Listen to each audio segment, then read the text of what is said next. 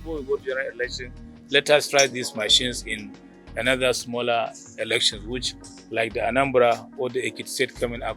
So we now saw it what happened in Anambra. Certainly the INEC already summoned them and they started working on finding a solution so that we may not have problem by 2023 elections or even for the next few governorship elections. Well, I don't think sabotage comes in there because there is an electronic equipment.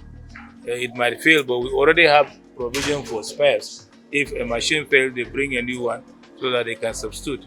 But when it's unfortunate it happens, but it's even for the good of us that happened only for Anambra's election. So if it happens in general election, that would have been a serious catastrophe. But we're happy that we have seen the problems, and not everything in life there are challenges. So this part of the challenges INEC must face to get it through before the general election. Well, I believe I have to commend President Muhammadu Buhari on this aspect. Initially, during elections, I found that funds for the election to INEC were not given until a few months to the election. But this time, we specifically mentioned that some funding on the election must be provided with a year before the general election. And we're happy that at least in this budget, there's provision for partial release of funds to INEC, which is about 100 billion. And we are hoping that other funds will even go under appropriation so that this money can be transmitted now and allow INEC to now order for materials that include machines that can be manufactured. They need time to be manufactured.